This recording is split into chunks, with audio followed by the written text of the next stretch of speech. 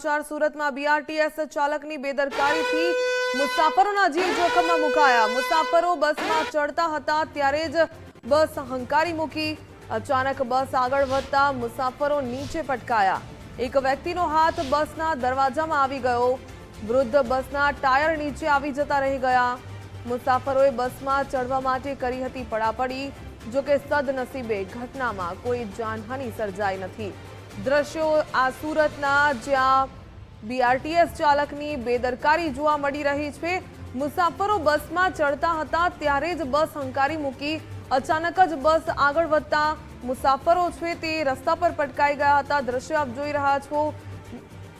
વધુ વિગત મેળવીએ સંવાદદાતા રાકેશ બ્રહ્મભટ્ટ પાસેથી। રાકેશ, બીઆરટીએસ બસ ચાલકની ગંભીર બેદરકારી સામે આવી છે। બસમાં મુસાફરો ચડવા જઈ રહ્યા છે ને બસ ત્યારે જ હંકારી મૂકી। જો કે સદનસીબે કોઈ દુર્ઘટના સર્જાઈ નથી। દુર્ઘટના સર્જા તો જવાબદાર કોણ?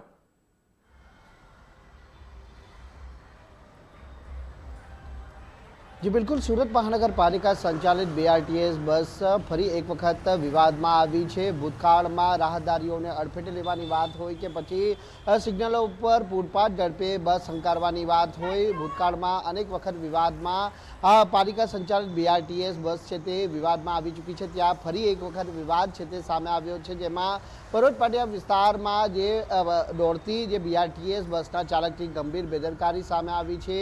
મુસાફરો છે તે બસમાં ચડવા માટે છે તે પડાપડી કરી રહ્યા હતા અને તે દરમિયાન જ બસ જે છલોછલ ભરી હતી અને તે દરમિયાન જ છે તે બસમાંથી જે ચડેલા 3 થી 4 જેટલા લોકો નીચે પટકાયા હતા। બસના ચાલકની બાજુમાં મિરર હોવા છતાં બસના મિરરમાંથી સ્પષ્ટ જોવા મળે છે કે બસ છે તે મુસાફરોથી સંપૂર્ણ ભરાઈ ચૂકી છે અને બસમાં ચડવા માટે કેટલાક મુસાફરો છે તે હાલ પડાપડી પણ કરી રહ્યા છે, પરંતુ છતાં બસના ચાલકે બસ જે રોકવાનો તસદી લીધી નહોતી અને તેના કારણે બસને આગળ ધપાવતા બસમાંથી 3 થી 4 જેટલા લોકો નીચે પટકાયા હતા। તેમાં એક વૃદ્ધ વયના વ્યક્તિ તો બસના ટાયર નીચે આવતા માંડ બચ્યા હતા અને તેના કારણે મોટી દુર્ઘટના બનતા ટળી છે। જો કે આ ઘટના બનતાની સાથે ત્યાં ઉપસ્થિત જે મુસાફરો વચ્ચે રીસની ચીચિયારી છે તે ગુંજી ઉઠી હતી અને તાત્કાલિક ધોરણે ત્યાં હાજર અન્ય મુસાફર દ્વારા પોતાના મોબાઈલમાં આ વિડીયો છે તે બનાવી લેવામાં આવ્યો હતો અને હાલ આ વિડીયો સુરતના સોશિયલ મીડિયા ઉપર પણ વાયરલ થયો છે।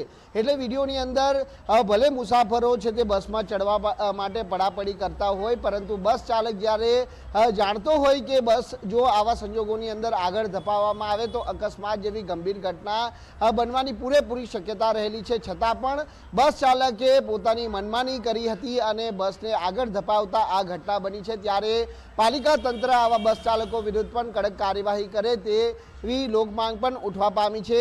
બીજી તરફ મુસાફરોએ પણ આ સમગ્ર ઘટનાની અંદર ક્યાંક સચેત અને સાવચેત રહેવાની જરૂર છે કે આ પ્રમાણે જ્યારે બસ છલોછલ મુસાફરોથી ભરાયેલી હોય તો અન્ય બસની પણ વ્યવસ્થા પાલિકા તંત્ર તરફથી કરવામાં આવી છે। એટલે અન્ય બસનો વિકલ્પ પસંદ કરવો જોઈએ, નહીં કે બસ જે મુસાફરોથી ભરેલી છે તે બસમાં ચડવાનો પ્રયાસ કરવો જોઈએ, જેથી કરી અકસ્માતની આવી ઘટનાઓથી બચી શકાય। પરંતુ આ ઘટનાની અંદર મુસાફરોની જે જલ્દબાજી કહો કે ઉતાવળે પગલું છે તે નુકસાન સાબિત થઈ શકે છે, તે આ ઘટના ઉપરથી સ્પષ્ટ ફલિત થઈ રહ્યું છે। ત્યારે પાલિકા તંત્ર આ વાયરલ વિડીયો બાદ બસ ચાલક વિરુદ્ધ કઈ કડક કાર્યવાહી કરશે કે કેમ તે એક સવાલ રહ્યો, કારણ કે ભૂતકાળમાં આવી અનેક ઘટનાઓ પ્રકાશમાં આવી છે, પરંતુ બસ ચાલકો સામે આવી કોઈ નક્કર કાર્યવાહી કે પગલાં ભરવામાં આવ્યો હોય તેવો એક પણ દાખલો હજી સુધી જોવા નથી મળ્યો। માત્ર સસ્પેન્શનની ઓર્ડર કરી અને સંતોષ માણી લેવામાં આવે છે। જો આ બસમાંથી વધુ મુસાફરો પટકાયા હોત અને બસના ટાયર નીચે આવી ગયા હોત તો મોટી જાનહાનિ થવાની પૂરેપૂરી સંભાવના